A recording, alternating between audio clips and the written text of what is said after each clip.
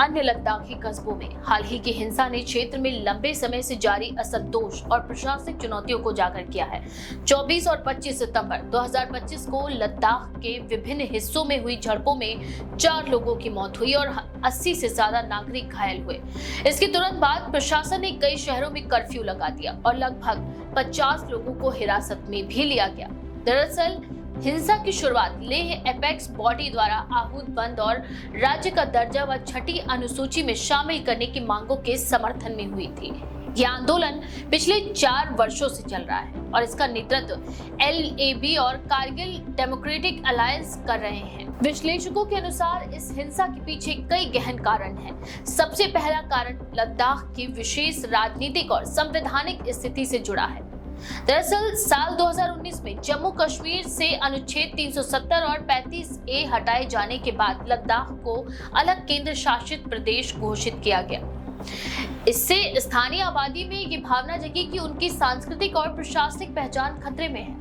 लद्दाख में कई समूह राज्य का दर्जा चाहते हैं जो उन्हें विधानसभा में अधिक अधिकार और संसदीय प्रतिनिधित्व प्रदान कर सके। इसके साथ ही छठी अनुसूची के तहत उन्हें स्वशासन और पारंपरिक स्थानीय संस्थाओं की रक्षा का अधिकार प्राप्त हो।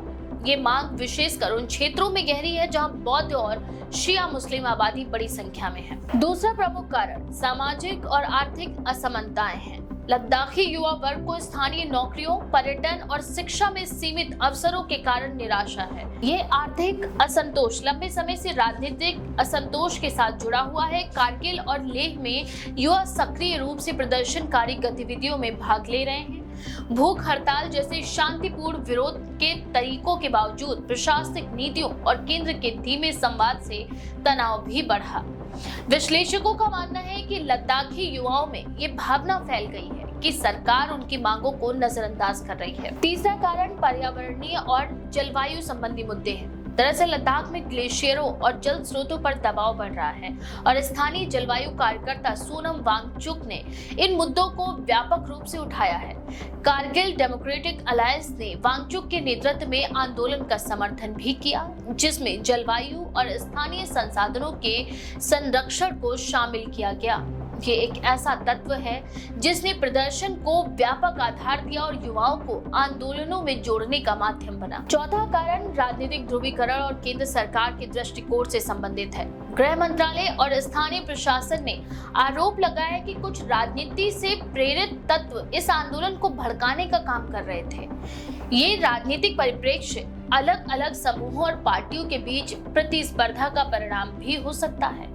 लद्दाखी नेता वांगचुक ने भी माना कि त्योसिंग अंगचुक और ताशी डोलमा का अस्पताल में भर्ती होना विरोध प्रदर्शन की तत्काल ट्रिगर घटना थी। इसके बावजूद हिंसा का स्तर और आगजनी इस बात का संकेत है कि आंदोलन केवल व्यक्तिगत असंतोष का परिणाम नहीं था, बल्कि लंबे समय से जमा हुए सामाजिक और प्रशासनिक तनाव का विस्फोट था। पांचवा कारण सांस्कृतिक पहचान और धर्म से जुड़ा है। लद्दाख में बौद्ध धर्म का गहरा प्रभाव है और स्थानीय जनता अपनी सांस्कृतिक विरासत को लेकर संवेदनशील है।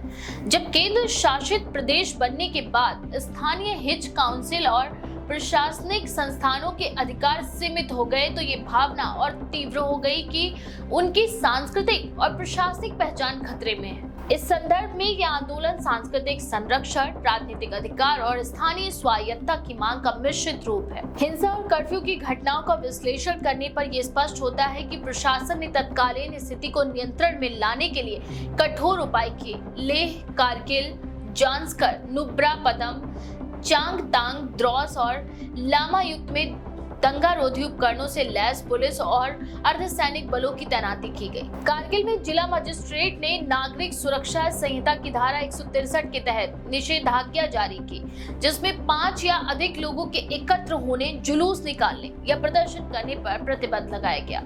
इसके अलावा सार्वजनिक बोलने, ध्वनि विस्तारक यंत्रों और इलेक्ट्रॉनिक माध्यम से किसी भी घोषणा पर रोक लगी। विश्लेषक इस कार्यवाही को आवश्यक मानते हैं क्योंकि हिंसा ने पहले ही 4 लोगों की जान ले ली थी और स्थिति तेजी से अस्थिर हो रही थी। हालांकि आलोचक ये मानते हैं कि प्रशासन ने संवाद की कमी और स्थानीय नेताओं के साथ प्रभावी समन्वय की कमी के कारण स्थिति बिगड़ने दी। इससे ये स्पष्ट होता है कि केंद्र शासित प्रदेश के गठन के बाद स्थानीय प्रशासन और केंद्र के बीच संवाद की प्रक्रिया अभी भी कमजोर है। लद्दाखी आंदोलन के विदेशी विश्लेषण में ये भी देखा गया है कि ये क्षेत्रीय असंतोष और राज्य की निर्माण के मुद्दों से सीमित नहीं है। चीन के निकटता और भारत चीन सीमा विवाद के कारण लद्दाख का राजनीतिक महत्व बढ़ गया है। अंतर्राष्ट्रीय परिप्रेक्ष्य में देखा जाए तो सीमा सुरक्षा और सैन्य स्थिति भी स्थानीय राजनीति को प्रभावित करती है। युवा प्रदर्शनकारी इस क्षेत्र में निवेश और पर्यटन विकास की मांग कर रहे हैं, जो आर्थिक असंतोष से जुड़ा हुआ है। इसके अतिरिक्त नेपाल सहित विदेशी नागरिकों की भागीदारी ने हिंसा की जांच को अंतर्राष्ट्रीय संदर्भ में संवेदनशील बना दिया।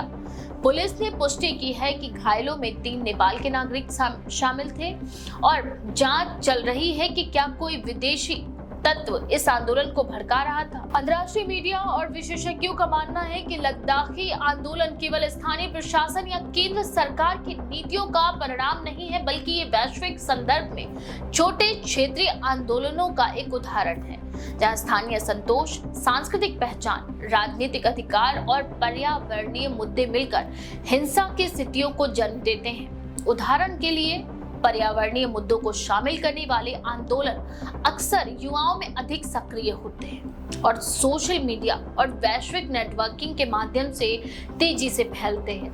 लद्दाख आंदोलन भी इस प्रवृत्ति का पालन करता है। विशेषज्ञों का ये भी कहना है कि LAB और KDA द्वारा पिछले 4 वर्षों से चलाए गए शांतिपूर्ण विरोध प्रदर्शन, भूख हड़ताल और पैदल यात्रा जैसी गतिविधियां विरोध के गैर हिंसक तरीकों को प्रोत्साहित करती थी। हालांकि 24 सितंबर की हिंसा ने ये संदेश दिया कि लंबे समय तक दबाव और बातचीत की कभी-कभी शांतिपूर्ण आंदोलन को हिंसक संघर्ष में बदल सकती है।